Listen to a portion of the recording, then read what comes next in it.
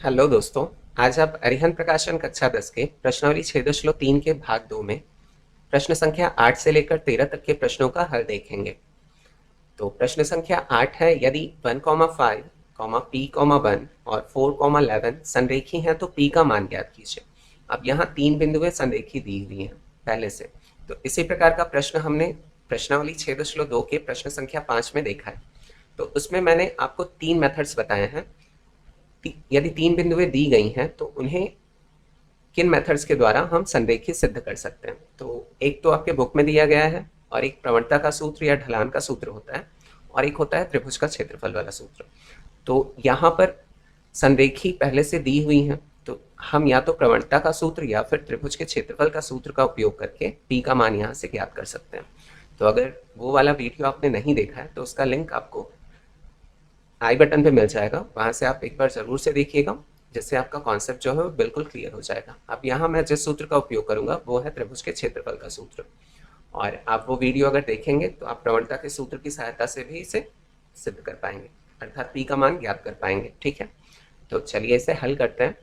सबसे पहले इन बिंदुओं का नाम दे लेते हैं। तो माना दिए गए बिंदु a 1,5, b p,1 और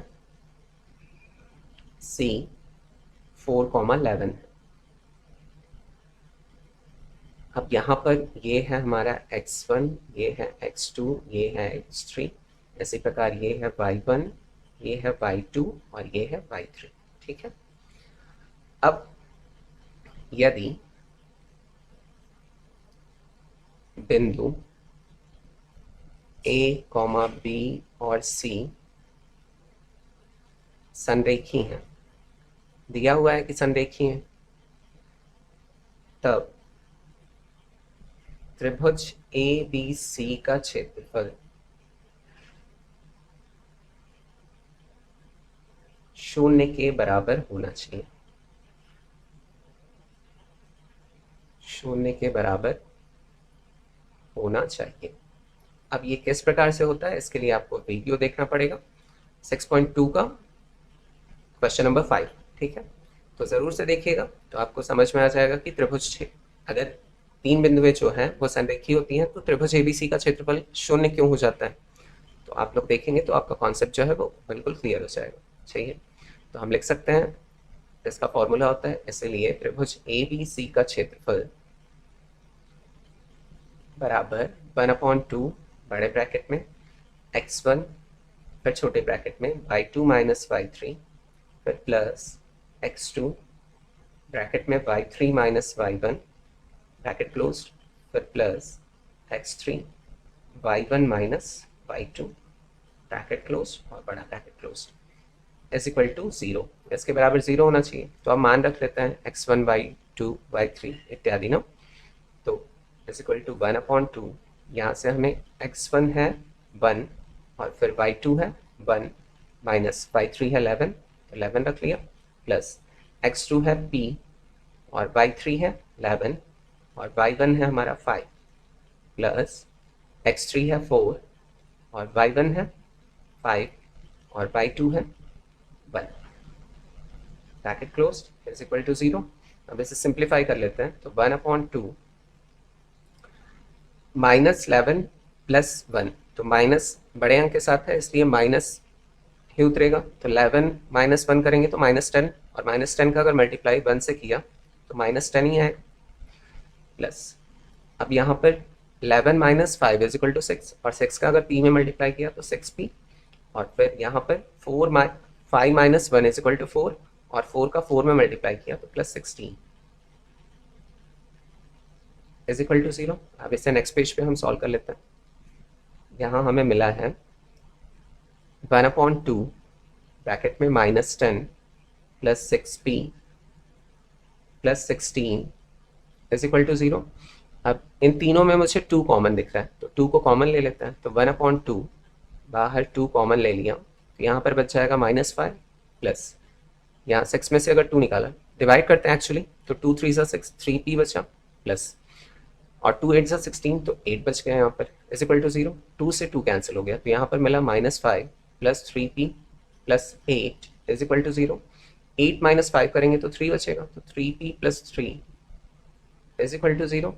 तो 3p इज इक्वल टू क्या हो जाएगा, +3 इधर जाके -3, इससे ये कैंसिल हो जाएगा 1 टाइम, तो p इज इक्वल टू क्या मिल गया, -1।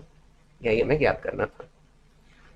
तो इसका आंसर हो गया। चलिए अब अगले प्रश्न की तरफ बढ़ते हैं।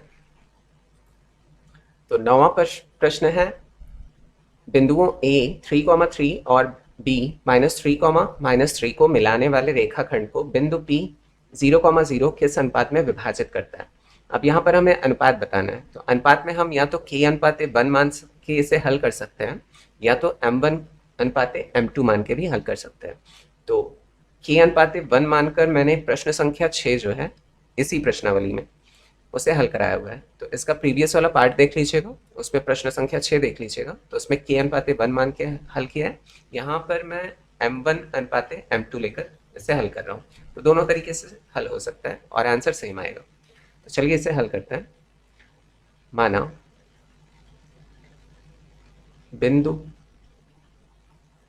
p 0,0 AB को m1 अनुपात m2 के अनुपात में विभाजित करता है।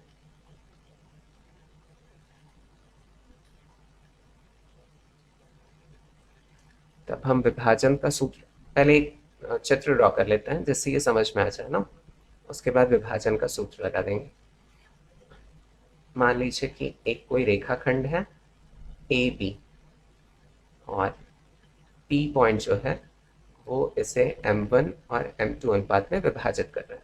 अब इसके निर्देशांक हैं A के 3,3 और B के हैं -3,-3 और P का है 0,0। अब यहाँ पर ये x1 y1 ले लीजिए और इसे x2 y2, या ठीक इसका विपरीत भी ले सकते हैं तो भी आंसर सेम आएगा, ये y2। ठीक है, ये x, y ले लीजिए। ठीक, अब हम लगा सकते हैं विभाजन सूत्र। तब विभाजन सूत्र से यहाँ दिया है p 0,0 is equal to, formula क्या होता है, m1 x2 plus m2 x1 upon m1 plus m2 plus comma y के भी निर्देशांक है, comma same m1 y2 plus m2 y1 upon m1 plus m2, यही वाला फॉर्मूला लगाएंगे। अब इसमें हम मान रख देते हैं इज इक्वल टू, अब m1 तो वही रहेगा, m1 मल्टीप्लाई बाई x2 है हमारा -3, तो -3 प्लस m2 ही रहेगा, इसका मान तो हमें ज्ञात करना है, सॉरी, तो ये m2 और x1 है 3, तो multiply by 3 upon m1 plus m2, ये हो गया। और फिर m1 सेम रहेगा और y2 है हमारा -3, ये भी -3 ना, इंटू -3 प्लस m2 भी वही रहेगा और y1 है 3, तो multiply by 3 upon m1 plus m2, इतना हो गया। अब हम दोनों पक्षों की तुलना कर सकते हैं, ये x है और ये y है, तो ये भी x के ये भी जो मिला है निर्देशांक वो x के हैं और यहाँ पर y के, तो x के निर्देशांक की तुलना x से करेंगे और y के निर्देशांकों की तुलना y से कर लेंगे। ठीक है, तो यही करेंगे हम। तो इसे थोड़ा सिंप्लीफाई करके लिख लेते हैं नेक्स्ट स्टेप में। तो यहाँ पर हमें मिला है P0 is equal to -3m1 plus 3m2 upon m1 plus m2, इसी प्रकार से -3m1 plus 3m2 upon m1 plus m2, यहाँ से भी वही मिला है, ब्रैकेट क्लोज। अब तुलना कर लेते हैं, तो लिख लेंगे दोनों पक्षों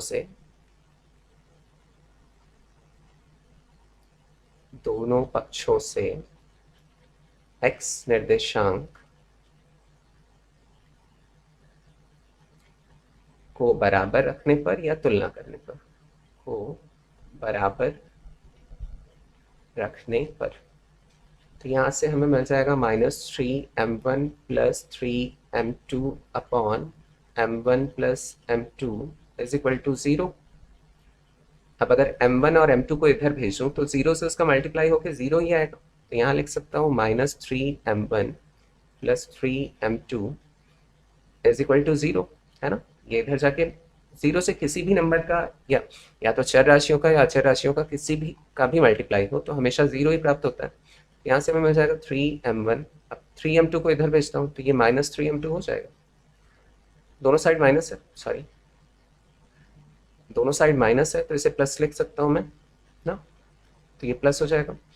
और m2 जो है वो इधर भेजता हूँ, 3 को इधर भेज देता हूँ, तो m1 अपॉन m2 हो जाएगा इज इक्वल टू 3/3। इससे ये कट जाएगा तो मिलेगा कितना, 1/1 लिख सकता हूँ, 1/1 बराबर 1 ही होता है ना। तो m1 अनुपात m2 बराबर कितना मिला, 1। अब सेम अगर यही दोनों पक्षों में y निर्देशांकों को बराबर रखूंगा तो यहाँ से भी वही मान प्राप्त होगा ना, m1 अनुपात m2 इज इक्वल टू 1।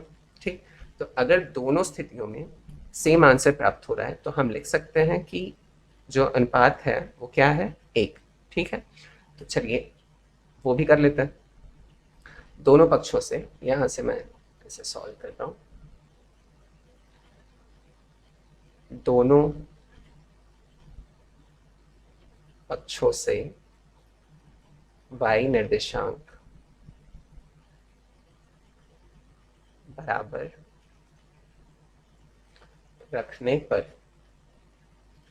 तो यहाँ पर क्या सेम है, तो -3m1 plus 3m2 upon m1 plus m2 is equal to 0। ये इधर जाके 0 हो जाएगा, तो -3m1 plus 3m2 is equal to 0। इसे इक्वल के इधर लाते हैं तो is equal to -3m2, same plus हो जाएगा, m2 को नीचे भेज लेते हैं तो m1 अपॉन m2 हो जाएगा इज इक्वल टू 3/3। तो यहाँ से भी हमें क्या मिल गया, 1/1 ही मिला। तो दोनों स्थितियों में क्या प्राप्त हो रहा है, m1 अनुपात m2 is equal to, sorry यहाँ 1:1 लिख सकते हैं ना, तो 1:1 यही मिल रहा है। तो इसीलिए ए बी तो हम लिख सकते हैं, दोनों स्थितियों में अगर सेम प्राप्त हो रहा है तो हम लिख सकते हैं बिंदु P 0,0 ए बी को 1:1 के अनुपात में विभाजित करता है, के अनुपात में विभाजित करता है। तो बस यही हो गया इसका आंसर। अब जो ये प्रश्नावलियां हैं ये थोड़े लॉन्ग है ना, तो इसीलिए इन्हें सॉल्व कराने में बहुत टाइम लग रहा है, तो टाइम टेकिंग है, तो और इसीलिए मैं जल्दी जल्दी आगे नहीं बढ़ पा रहा हूँ। तो 15 अगस्त से पहले आप लोगों का जो 9th वाला चैप्टर है वहाँ तक मैं पहुँच जाऊँ, ठीक है। तो पूरी कोशिश करूँगा कि 15 अगस्त से पहले ही मैं वहाँ तक पहुँच जाऊँ। चलिए फिर अगला प्रश्न देख लेते हैं इसका। तो 10वां प्रश्न है, यदि बिंदु 1,2, 4, y, x, 6 तथा 3, 5 एक समांतर चतुर्भुज के इसी क्रम में शीर्ष हों तो x और y के मान ज्ञात कीजिए। तो यहाँ पर समांतर चतुर्भुज की बात हो रही है, तो सबसे पहले ड्रॉ कर लेते हैं, उसके बाद इसे हल करेंगे, ठीक है। ड्रॉ करके समझा रहा हूँ। समांतर चतुर्भुज के आमने सामने के जो भुजाएं होती हैं वो बराबर होती हैं और एक दूसरे के समांतर होती हैं, ठीक। और इसके जो विकर्ण होते हैं वो एक दूसरे को समद्विभाजित करते हैं। समद्विभाजित मतलब बराबर बराबर भागों में बांटते हैं। तो यहाँ चलिए इनके इस समांतर चतुर्भुज का नाम दे देता हूँ। ये है P, Q, R और S। अब यहाँ दिया है एक समांतर चतुर्भुज के इसी क्रम में शीर्ष हों, ये जो बिंदुएं हैं तो क्रमानुसार रख लेते हैं। तो 1,2 इसका ले लेते हैं, फिर 4, y और उसके बाद x, 6 और फिर 3, 5 इसका ले लिया। और O जो है मिड पॉइंट है तो उसका मैं निर्देशांक ले लेता हूँ x, y, ठीक। अब ये जो मध्य बिंदु है इन दोनों को समद्विभाजित करता है, तो पी आर का मध्य बिंदु O हो जाएगा और क्यू एस का जो मध्य बिंदु है वो भी O ही होगा। तो इसी की सहायता से हम इसे हल करेंगे। तो चलिए इसे हल करते हैं। चूंकि समांतर चतुर्भुज के विकर्ण एक दूसरे को O बिंदु पर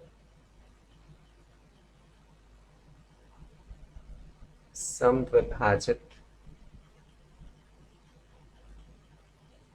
भाजित करते हैं। ठीक, इसीलिए सबसे पहले पी आर का मध्य बिंदु, पी आर का मध्य बिंदु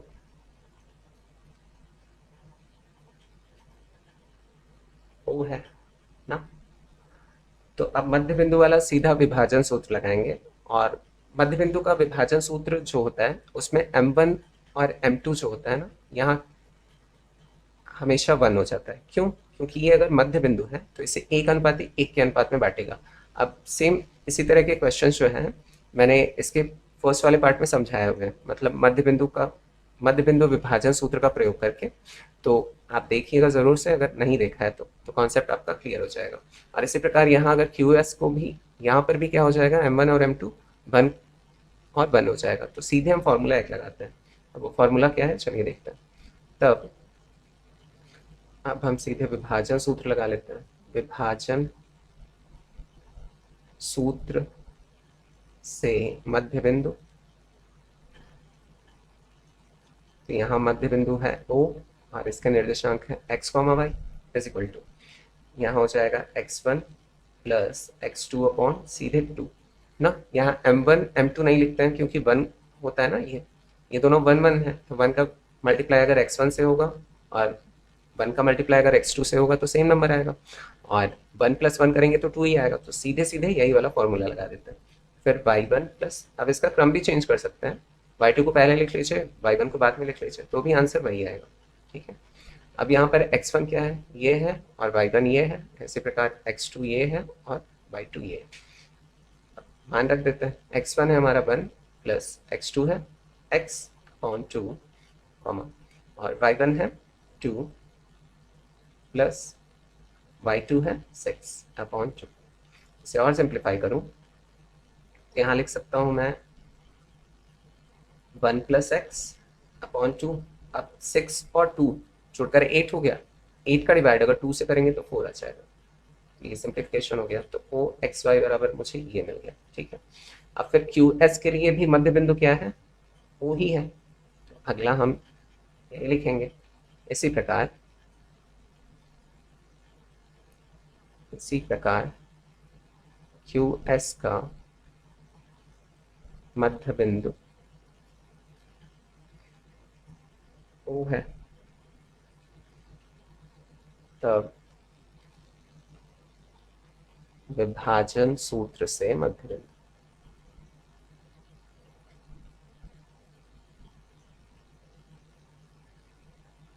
बिंदु O X Y is equal to, formula same रहेगा x1 प्लस, अब यहाँ ये चेंज होगा कि यहाँ पर या तो इसे x1 प्लस x2 लेनी चाहिए या तो इसे x1।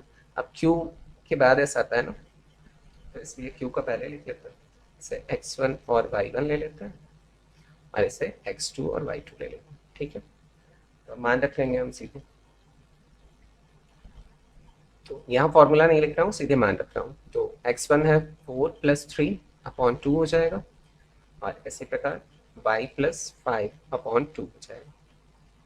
ठीक।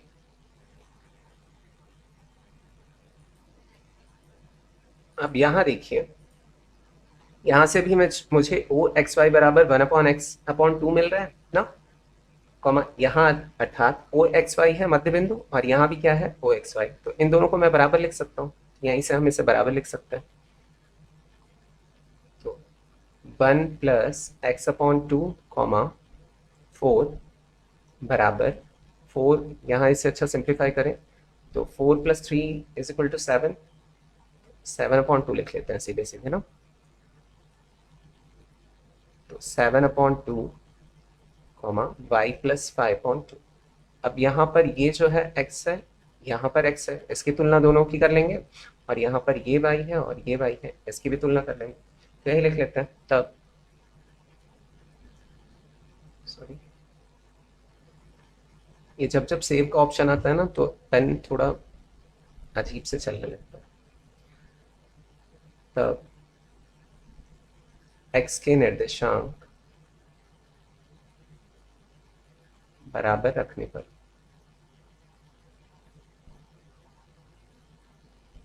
यहाँ से 1 plus X upon two is equal to 7 upon two. तो 2 का मल्टीप्लाई इन दोनों में हो जाएगा, तो 2 1 2 plus 2x is equal to 2 7 14। तो 2x is equal two plus 2 इधर आके माइनस हो जाएगा, 14 माइनस 2। यहाँ सॉल्व कर रहा हूँ तो 2x इज इक्वल टू कितना मिल जाएगा, 12। तो x इज इक्वल टू कितना मिल गया, 2 से ये 6 टाइम कैंसिल हो जाएगा, तो x इज इक्वल टू 6 मिल गया। ठीक है, अब y के निर्देशांकों की तुलना कर लेते हैं। यहाँ सॉल्व कर रहा हूँ, y के निर्देशांक बराबर रखने पर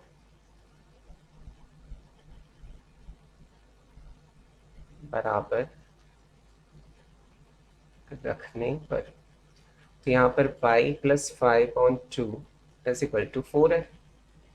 अब इसे सिंप्लीफाई कर लेते हैं, तो 2 का मल्टीप्लाई इधर हो जाएगा, तो 4 प्लस 5 इज इक्वल टू 2 4 8। तो y इज इक्वल टू 5 इधर चला जाएगा, 8 माइनस 5, तो y इज इक्वल टू कितना मिला, 3। तो x बराबर कितना हो गया, 6, और y बराबर कितना मिल गया, 3। यही हो गया इसका आंसर। तो बस इतना ही था। चलिए अब अगला प्रश्न देख लेते हैं। तो 11वां प्रश्न है 5,-7 तथा 8,-1 को मिलाने वाले रेखाखंड को समत्रिभाजित करने वाले बिंदुओं के निर्देशांक ज्ञात कीजिए। अब यहाँ पर एक रेखाखंड है जिन्हें दो बिंदुएं समत्रिभाजित कर रही हैं, तो इसे ड्रॉ करके भी समझेंगे, लेकिन पहले हम इन बिंदुओं के नाम दे लेते हैं। तो इसे हल करते हैं। माना दिए गए बिंदु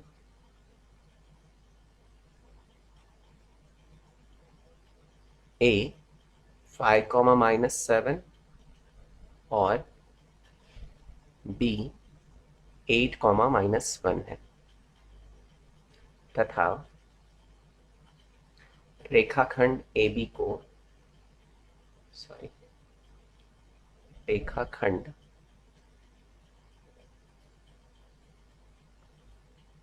AB को समत्रिभाजित करने वाले बिंदु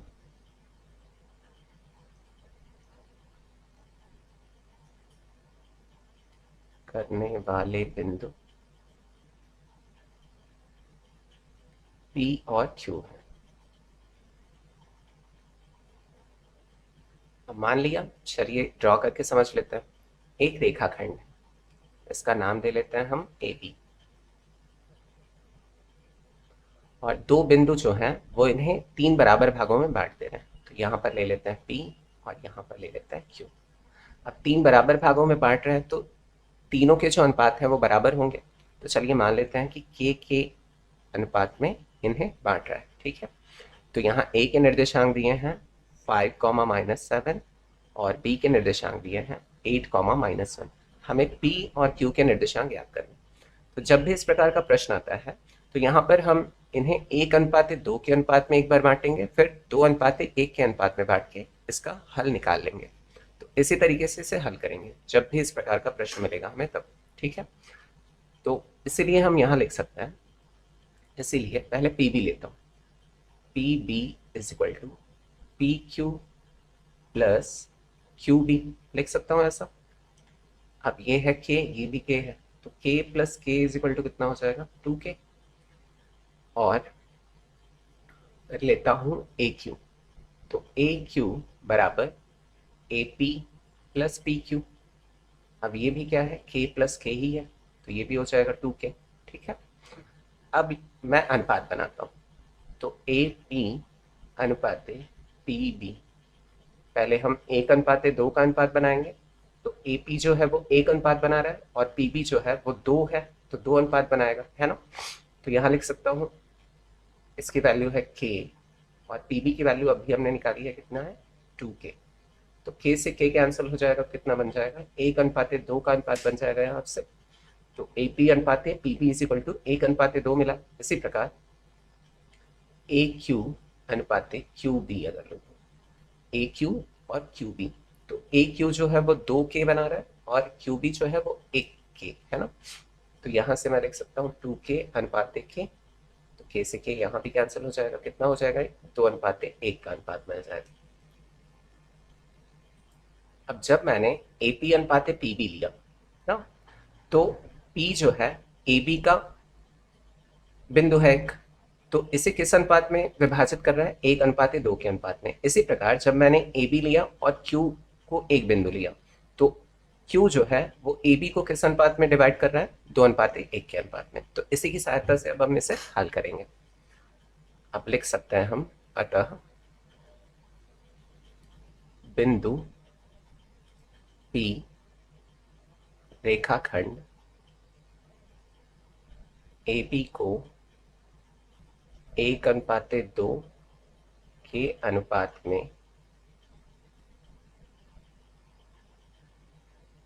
अंतः विभाजित कर रहा है, मीन्स अंदर की तरफ से विभाजित कर रहा है, तो इसे अंतः विभाजित लिख सकते हैं, विभाजित करता है।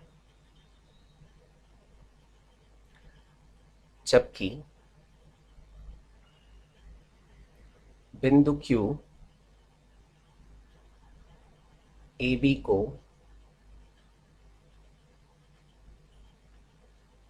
2:1 के अनुपात में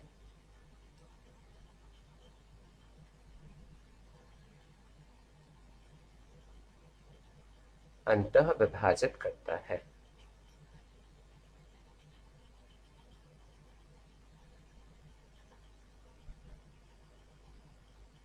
अब यहां से हम P और Q के निर्देशांक ज्ञात कर सकते हैं, वही m1 x2 plus m2 x1 upon m1 plus m2 का सूत्र लगाकर ना।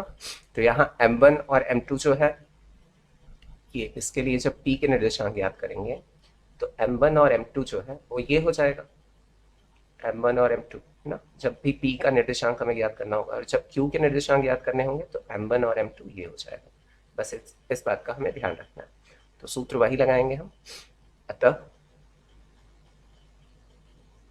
P और Q के निर्देशांक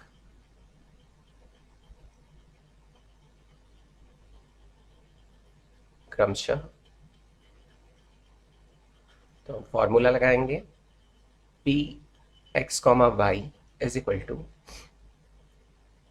m1 x2 plus m2 x1 upon m1 plus m2, और y के लिए निर्देशांक हो जाएगा m1 y2 plus m2 y1 upon m1 plus m2। अब यहाँ पर x1 y1 जो है वो ये हो जाएगा, x1 y1 ये है और x2 y2 ये रहेगा ना, दोनों के लिए P और Q के लिए, दोनों के लिए यही रहेगा, क्योंकि AB रेखाखंड को हमने पूरा लिया है।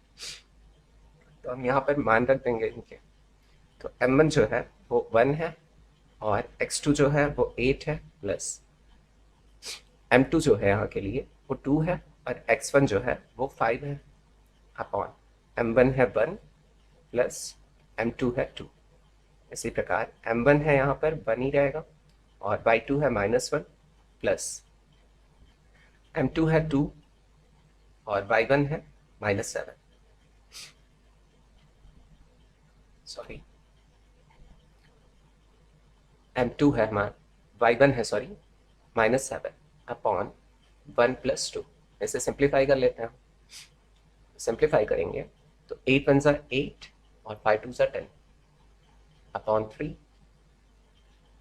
और 1 का अगर -1 में मल्टीप्लाई हुआ तो -1, और -7 का अगर 2 में मल्टीप्लाई हुआ तो कितना आ जाएगा, माइनस, ये प्लस माइनस का माइनस हो जाएगा पहले, और 7 2 14 अपॉन 3। इसे और सिंप्लीफाई करें हम तो यहाँ से मिलेगा 18 अपॉन 3, कॉमा माइनस माइनस जुड़ जाएगा, सेम साइन है, तो -15 अपॉन 3। इसे और सिंप्लीफाई करें तो ये 6 टाइम कट जाएगा और ये 5 टाइम कट जाएगा, यहाँ से हमें मिलेगा 6 कॉमा -5। तो p के जो निर्देशांक मिले हैं वो क्या है, P X Y is equal to P 6 comma -5। ये इसका उत्तर हो गया। अब इसी प्रकार क्यू एक्स और वाई के निकाल लेते हैं निर्देशांक। तो चलिए नेक्स्ट पेज पे से करते हैं। अब ए बी रेखाखंड के लिए क्यू के जो अनुपात हैं वो 2:1 है, तो बस यहाँ पर वही चेंज हो जाएगा। तो क्यू एक्स वाई के लिए फॉर्मूला सेम रहेगा, m1x2 plus m2x1 upon m1 plus m2, और इसी प्रकार m1y2 plus m2y1 upon m1 plus m2। अब यहाँ पर m1 जो है वो 2 है और m2 जो है वो 1 हो जाएगा, ठीक है। तो हम मान रख लेते हैं। तो m1 है 2 मल्टीप्लाई बाई x2 सेम ही रहेगा, जो ऊपर था वही रहेगा ना, 8 था 8 ही रहेगा, plus m2 1 multiply by x1 है 5 अपॉन 2 प्लस 1 कॉमा m1 है 2 मल्टीप्लाई बाई -1 प्लस m2 जो है वो है 1 मल्टीप्लाई बाई y1 है -7 अपॉन 2 प्लस 1। इसे सिंप्लीफाई करते हैं। तो 8 2 16 प्लस 5 और नीचे आ जाएगा 3 कॉमा 2 का अगर -1 में होगा तो -2 और प्लस माइनस का माइनस और 7 1 7 अपॉन 3। इसे और सिंप्लीफाई हम करें तो 16 और 5 जोड़कर 21 हो जाएगा, 21 upon 3 comma minus minus same sign है तो जुड़ेगा, तो -2 और -7 जोड़ के -9 अपॉन 3। इसे और सिंप्लीफाई करना चाहे तो 3 से कट जाएगा, 3 7 21 और 3 3 9, तो -3 आ गया यहाँ पर। तो क्यू एक्स कॉमा वाई बराबर क्या मिल गया, क्यू 7 कॉमा -3। तो ये उत्तर हो गया। दोनों बिंदुओं के हमें निर्देशांक ज्ञात करने थे जो सम त्रिभाजित कर रहे हैं। तो P बराबर क्या मिला है हमें, P बराबर मिला है 6 कॉमा -5 और Q बराबर मिला है 7 कॉमा -3। तो ये हो गया इस प्रश्न का उत्तर। अब चलिए अगला प्रश्न देख लेते हैं। 12वां प्रश्न है, त्रिभुज के माध्यिका की लंबाई ज्ञात कीजिए जिसके शीर्ष 5,6, 3,8 तथा -1,2 है। अब इसे पहले ड्रॉ करके समझ लेते हैं। त्रिभुज के माध्यिका की लंबाई ज्ञात करनी है, तो एक त्रिभुज ड्रॉ कर लेते हैं, इसका कुछ नाम भी दे लेते हैं हम। ये है ए बी सी। अब यहाँ पर 3 भुजाएं हैं तो इसकी जो माध्यिका होंगी वो 3 हो जाएंगी। कैसे, यदि मैं ए से एक माध्यिका खींचूं जो बी सी को आधे आधे से काट रहा है ना, तो इसका नाम दे देता हूँ डी, ठीक है। तो एक ये हो गया। अब फिर बी से अगर एक लंब डालूं जो ए सी को आधे आधे पर काट रहा है तो इसका नाम दे लेता हूँ ई, और इसी प्रकार सी से एक लंब डालूं मैं ए बी पर जो इसे आधे आधे पर काट रहा है और इसका नाम दे देता हूँ एफ। तो यहाँ से 3 माध्यिकाएं पता चल गई हमें। तो तीनों माध्यिकाएं जो हैं तो उसके मान हमें उनकी लंबाई निकालनी है। और जब मैं ए से बी सी पर एक लंब डाल रहा हूँ ना जो इसे आधे आधे पर काट रहा है, तो बी सी का डी जो है वो मध्य बिंदु हो जाएगा। इसी प्रकार ए बी का जो एफ है वो मध्य बिंदु हो जाएगा और ए सी का ई जो है वो मध्य बिंदु हो जाएगा। तो इसी की सहायता से हम इसे हल करेंगे। तो सबसे पहले हम मान लेते हैं इन तीनों जो शीर्ष दिए गए हैं उनके नाम दे लेते हैं ए बी सी, ठीक है। तो माना त्रिभुज के शीर्ष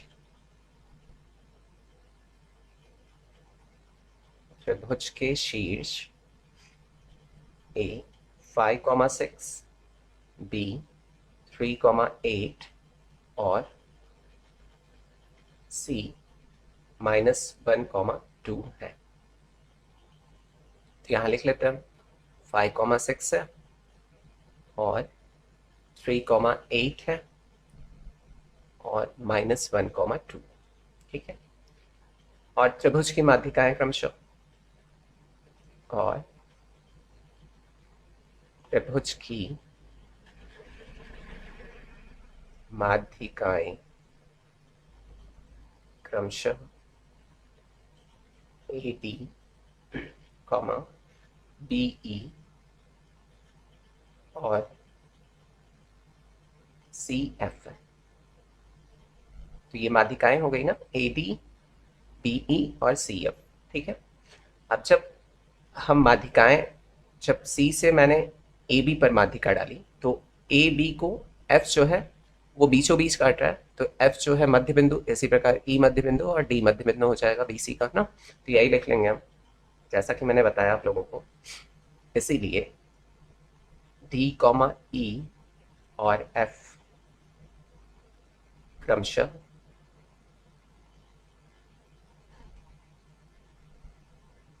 क्रमशः बी सी कॉमा ए सी और ए बी के मध्य बिंदु है।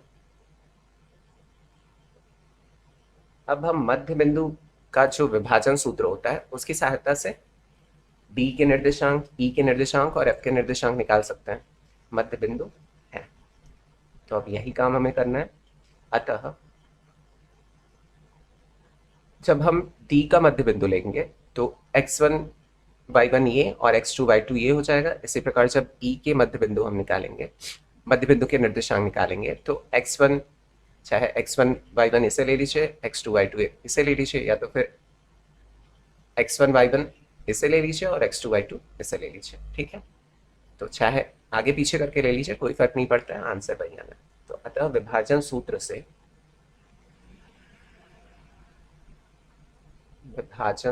से मध्य बिंदु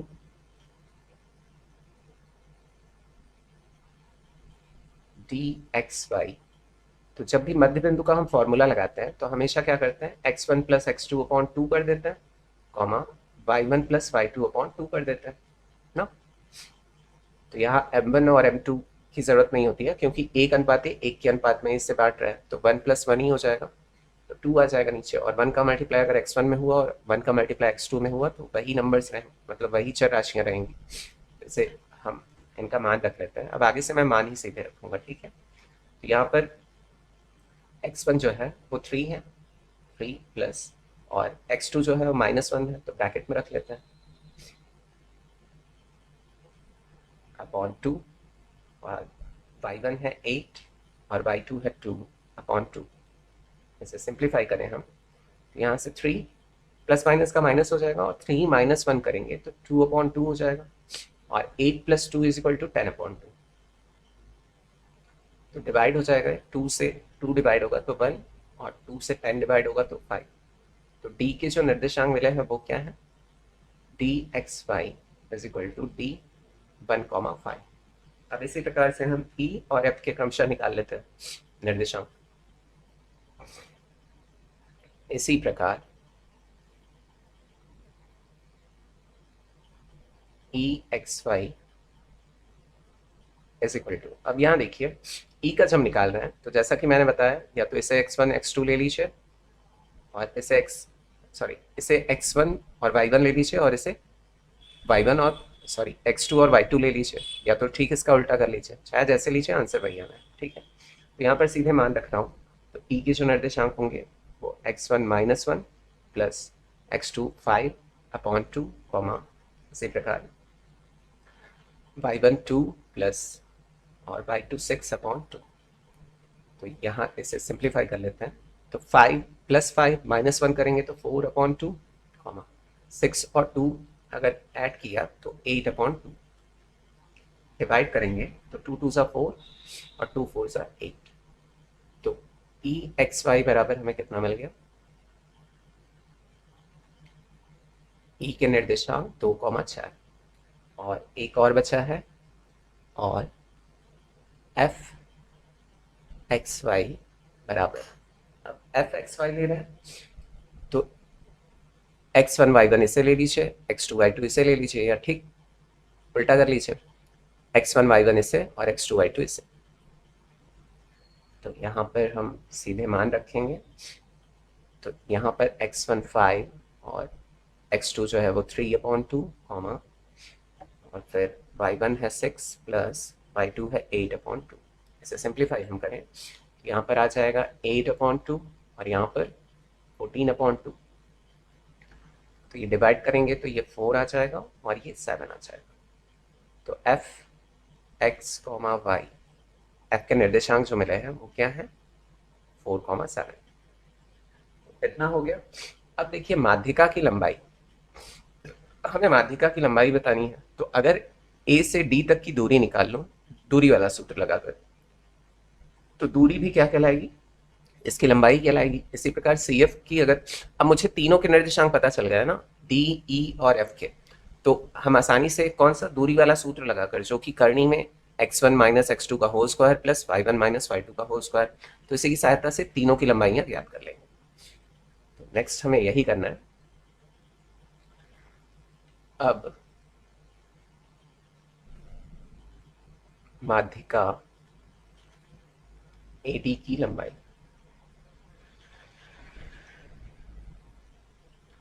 अब यहाँ पर चलिए इनके नाम भी हम, मतलब जो हमने निर्देशांक ज्ञात किए हैं वो भी लिख लेते हैं। डी का हमें मिला है 1,5 और ई का हमें मिला है 2,4 और एफ का निर्देशांक मिला है 4,7। ठीक है, तो जब भी हम दूरी ज्ञात करेंगे इनके बीच की, तो x1 y1 इसे ले लेंगे, x2 y2 इसे ले लेंगे। ठीक है, इसी प्रकार जब भी सी एफ की निकालेंगे तो x1 y1 इसे ले लेंगे, x2 y2 इसे ले लेंगे। इसी प्रकार डी में भी होगा।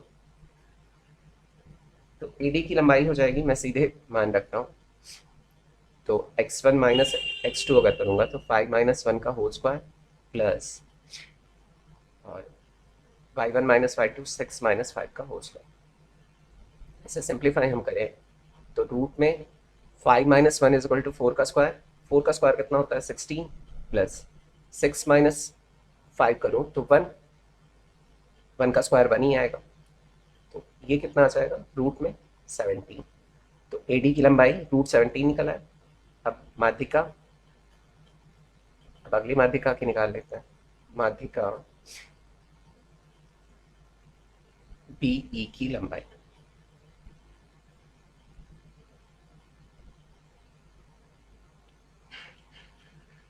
तो यहाँ पर मैं सीधे मान रख रहा हूँ। तो x1 जो है वो यहाँ पर 3 है माइनस x2 2 है का होल स्क्वायर प्लस और y1 है 8 माइनस y2 है 4 का whole square is equal to, इसे सिंप्लीफाई करूँ मैं तो 3 माइनस 2 करूँगा तो 1 आएगा, 1 का स्क्वायर 1 प्लस 8 माइनस 4 करूँगा तो 4 बचेगा, 4 का स्क्वायर 16। तो यहाँ पर B की लंबाई कितनी आ रही है रूट 17, तो इसकी भी लंबाई रूट 17 आ गई। अब फिर एक और बचा है, और माध्यिका CF की लंबाई,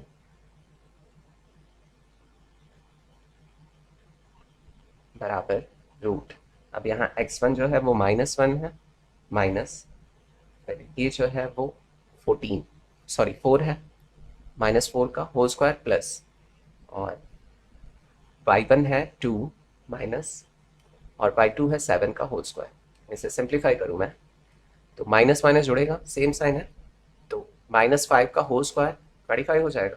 माइनस, अगर माइनस का हम होल स्क्वायर करते हैं तो क्या आता है वो प्लस में हो जाता है, प्लस, और यहाँ पर 2 माइनस 7 करेंगे तो -5 बचेगा, -5 का अगर स्क्वायर किया तो 25 ही आएगा। अब इन दोनों को जोड़ेंगे कितना आ जाएगा रूट 50।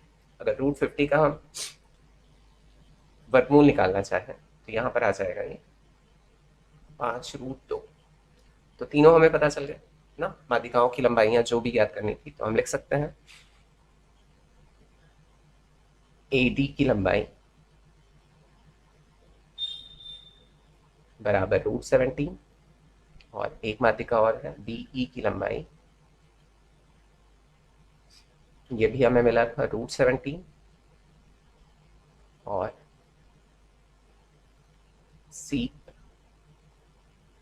CF की लंबाई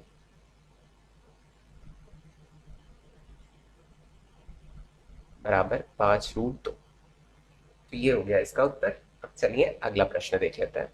इस प्रश्न को आपको 2 बार देखना पड़ेगा, अगर अच्छे से समझना है तब तो 2 बार जरूर से देखिएगा, जिससे ये एकदम क्लियर हो जाए। इस प्रकार के प्रश्न आपको मिलेंगे एग्जाम में, ठीक है। तो चलिए अब अगला प्रश्न देखते हैं। तो 13वां प्रश्न है, बिंदुओं 3, -4 तथा 1, 2 को मिलाने वाले रेखाखंड को बिंदु P तथा Q तीन समान भागों में बांटते हैं या समत्रिभाजित करते हैं। यदि P तथा Q के निर्देशांक P, -2 तथा 5/3, Q है तो P तथा Q के मान ज्ञात कीजिए। अब ये सेम क्वेश्चन हमने 11th वाले क्वेश्चन जैसा है, एकदम बिल्कुल वैसा ही है, तो उसी प्रकार से इसे हल करेंगे। यहाँ पर बस एक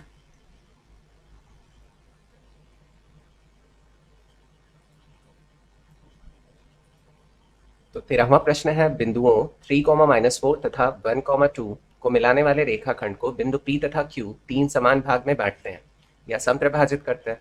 यदि P तथा Q के निर्देशांक P, -2 तथा 5/3, Q हैं तो P तथा Q के मान ज्ञात कीजिए। अब सेम क्वेश्चन हमने 11th वाले सेम पैटर्न पे है ये, तो उसी प्रकार से इसे हल करेंगे। यहाँ पर बस ये डिफरेंस है कि P और Q के निर्देशांक दिए, तो हम उसी पैटर्न पे P और Q के निर्देशांक ज्ञात करेंगे, फिर तुलना कर लेंगे, तो वहां से हमें P और Q के मान प्राप्त हो जाएंगे। अब ये किस प्रकार से करेंगे, चलिए इसे हल करते हैं। सबसे पहले इन बिंदुओं के नाम दे लेते हैं। माना दिए गए बिंदु A 3, -4 और B 1, 2 है तथा रेखाखंड AB को P और Q समान भागों में बांटते हैं या समत्रिभाजित करते हैं। समान भागों में बांटते हैं, इतना लिख लिया। और यहाँ पर इनके निर्देशांक भी दिए हैं। यहाँ पर P और Q के निर्देशांक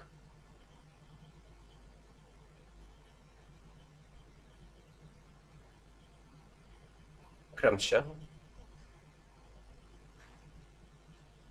P, -2 और 5/3, Q है। अब चलिए इसे फिगर बना के भी समझ लेते हैं। तो AB एक रेखाखंड है और PQ जो है वो इन्हें बराबर भागों में बांट रहा है। तो P और Q दो पॉइंट्स ले लेते हैं। तो A के निर्देशांक दिए 3, -4 और B के निर्देशांक है 1, 2। अब हमें पता है कि जब भी हम इसे सॉल्व करेंगे तो पहले तो हम 1:2 के अनुपात में ले लेंगे और फिर 2:1 के अनुपात में लेकर P और Q के जो है वो निर्देशांक ज्ञात कर लेंगे, है ना। तो P के निर्देशांक पहले से दिए है, P -2 है, P, -2 और इसका है 5/3, Q। तो अब यहाँ पर हम सीधे लिख सकते हैं, मैं सीधे लिख रहा हूँ अनुपात को, ठीक है। तो अब AP अनुपाते PB = 1:2। जब भी हम P के निर्देशांक ज्ञात करेंगे तो अनुपात क्या रखेंगे, 1:2 का। और AQ अनुपाते QB = 2:1। तो जब भी हमें Q के निर्देशांक ज्ञात करने होंगे तो अनुपात क्या लेंगे, 2:1। और x1 y1 ये होगा, x2 y2 ये होगा, ठीक है। x1 y1 और x2 y2। अब चलिए P के निर्देशांक ज्ञात करते हैं। अतः P के निर्देशांक फॉर्मूला सेम होगा, m1 x2 plus m2 x1 upon m1 plus m2 वाला, ठीक है। तो मैं सीधे सीधे यहाँ पर मान रखूंगा। अतः P के निर्देशांक, तो P के निर्देशांक पहले से दिया है, स्मॉल p, -2, ये कैपिटल P है, ठीक है, = अब यहाँ पर मान रखो m1 जो है वो 1 लेना है मुझे, मल्टीप्लाई x2 जो है वो 1 दिया हुआ है, प्लस m2 मुझे 2 लेना है और x1 जो है वो 3 दिया है, अपॉन 1 + 2 कर लेंगे, कॉमा, फिर m1 1 है और y2 जो है वो 2 है, प्लस यहाँ 2 लेना है m2 को और y1 जो है वो -4 दिया है, अपॉन 1 + 2। इसे सिंप्लीफाई कर लेते हैं। सिंप्लीफाई करेंगे तो 1 1 1 और 2 3 6 अपॉन 3, कॉमा यहाँ से 2 1 2 और माइनस प्लस का माइनस हो जाएगा पहले, और 4 2 8 अपॉन 3। तो ये मिल गया। इसे और सिंप्लीफाई करना चाहूँ तो p small p comma -2 is equal to, यहाँ पर 6 और 1 छोड़ के कितना आ जाएगा 7 अपॉन 3, और -8 में से अगर 2 को निकालूंगा तो कितना आएगा -6 अपॉन 3। इसे और सिंप्लीफाई मैं करूँ, सॉरी 7 अपॉन 3 है। इसे और सिंप्लीफाई करूँ तो ये 7 अपॉन 3 तो नहीं कटेगा, ये कट जाएगा, यहाँ पर आ जाएगा -2। अब देखिए अगर दोनों पक्षों की तुलना करूँ तो यहाँ पर -2 बराबर तो -2 मिल रहा है, लेकिन p बराबर कितना मिल जाएगा 7 अपॉन 3। तो p की वैल्यू हमें पता चल जाएगी ना। तो दोनों पक्षों की तुलना करने पर, या दोनों पक्षों में x के निर्देशांक फिर y के निर्देशांक लेने पर, तो सीधे लिख लेते हैं दोनों पक्षों की तुलना करने पर। यहाँ भी p लिख लीजिए, ठीक रहेगा। ठीक है, सॉरी, दोनों पक्षों की तुलना करने पर, तो यहाँ स्मॉल p बराबर कितना मिल गया 7 अपॉन 3, और -2 बराबर तो -2 बताइए ना। अब इसी प्रकार से हम q के निर्देशांक याद करेंगे, फिर दोनों पक्षों की तुलना कर लेंगे, तो वहां से हमें स्मॉल q का मान मिल जाएगा। ठीक है, इसी प्रकार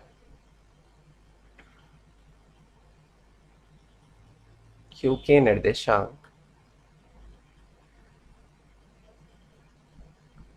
q के निर्देशांक पहले से दिए हैं 5/3 comma small q is equal to, अब यहाँ भी वही फॉर्मूला लगाना है हमें, m1x2 प्लस m2x1 वाला अपॉन m1 प्लस m2। यहाँ हमें बस ये चेंजेस करने हैं कि जो अनुपात लेना है वो 2:1 में लेना है। ठीक है, यहाँ मैं सीधे मान रखता हूँ, तो m1 मुझे 2 लेना है और x2 है 1, प्लस m2 जो है वो 1 लेना है और x1 जो है वो 3 दिया है, अपॉन 2 + 1 कॉमा, इसी प्रकार m1 जो है वो 2 ही लेना है और y2 जो है वो 2 दिया है, प्लस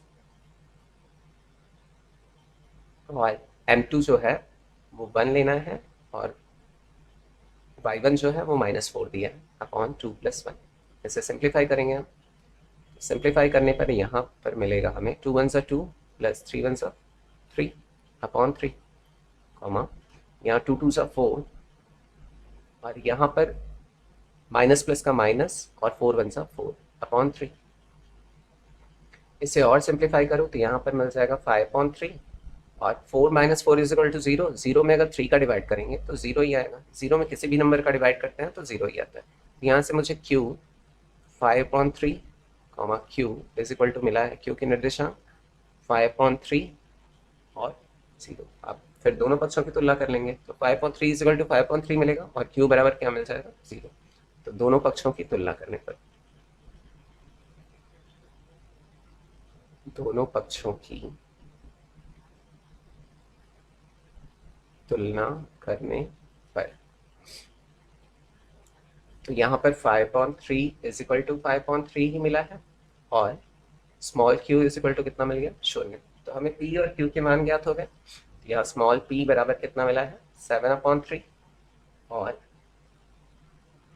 स्मॉल q बराबर क्या मिला है 0।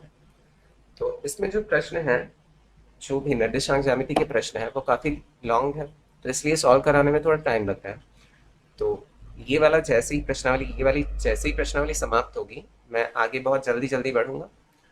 तो आज के लिए बस इतना ही, फिर इसके नेक्स्ट पार्ट में सारे प्रश्नों को मैं कवर कर दूंगा। तो थैंक्स फॉर वॉचिंग वीडियो, फिर मिलते हैं नेक्स्ट वीडियो में। Take care, bye bye.